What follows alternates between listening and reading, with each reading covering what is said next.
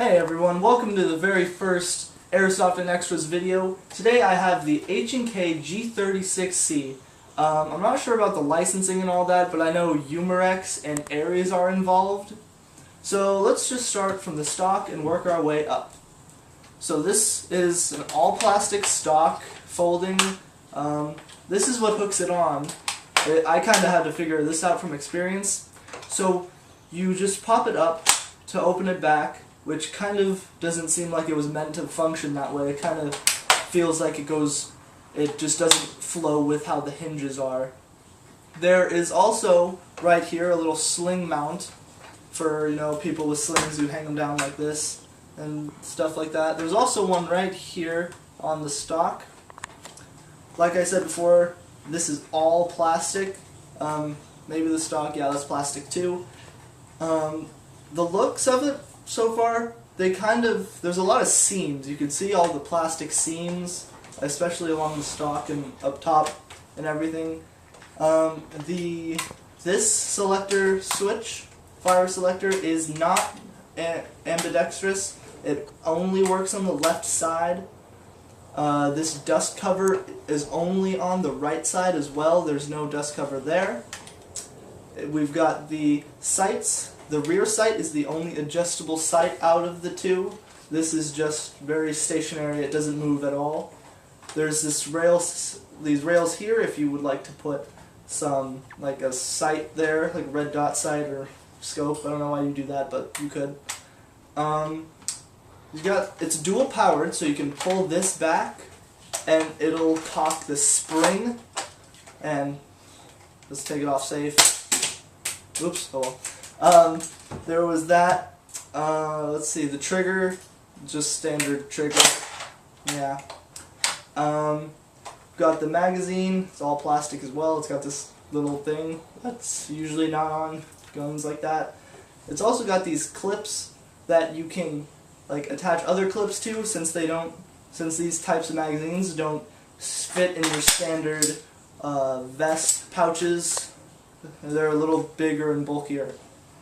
So it's really easy to take apart this little hand guard. You just pop this pin, which is also plastic, just set that aside, and just slide it right off. I've got this battery in here.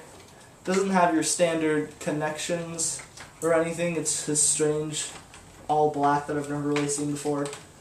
It says that the battery is 9.6, but it's super tiny, so I don't really believe it that it's 9.6.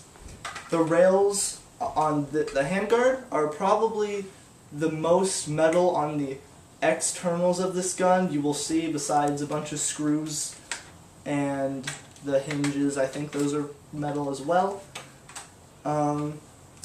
So there's also this release, the magazine release button is made of plastic, and it kind of works like an AK, the AK style. So that's basically the externals. The internals are all metal, including like this barrel, that's metal, piston, gearbox, all of that, that's metal. So let's go ahead and see the shooting test. Alright guys, another thing we have is this is the little plastic thing it shipped in. I was expecting a foam, packaging with a, oh sorry about that, with an actual box. But this kind of, at first glance, it kind of made me feel like I just bought it from a sporting good place, which doesn't really have the best stuff. So it's very misleading. I just thought I'd add that in there. Alright, so this is the H&K G36c shooting test at about 10 feet.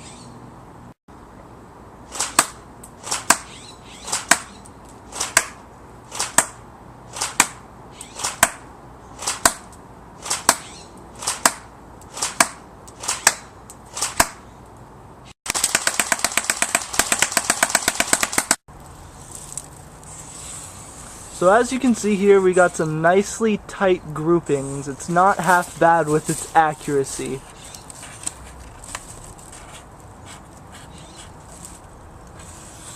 So that's our 10 foot. Now we'll move on to the 20.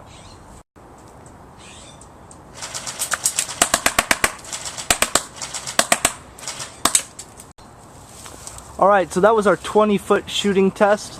It was just barely a little bit bigger than our last grouping. Still pretty nice for 20 feet. I did kind of have my doubts though. It was a little high just because I couldn't quite... I had some troubles getting the hop-up adjusted and such.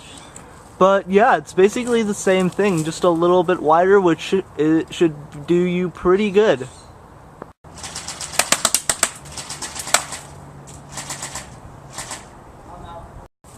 Alright, so that one was a little, or not a little, but it was a lot more not as well grouped. It is a nice sunny day out, so I couldn't really see these nice white BBs as well. So, I accidentally over-adjusted this hop-up we have. So just to review, I got 10 feet, which is the red. That's pretty tightly grouped. We've got 20, which is the first black marking, which goes nice for 20 feet.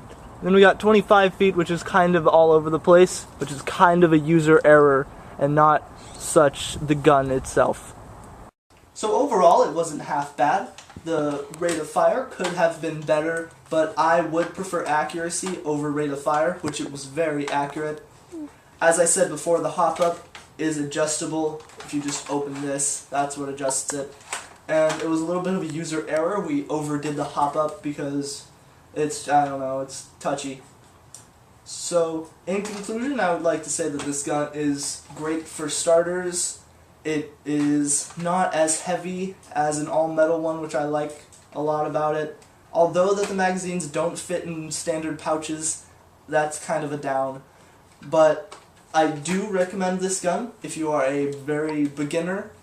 But if you're more on the intermediate side and you've done a lot of airsofting before, this may not be the perfect gun for you, but it's very nice, and I am pretty happy with my purchase. So, see you guys later. Make sure to subscribe, comment, and rate with all that fun stuff, and we'll see you next time.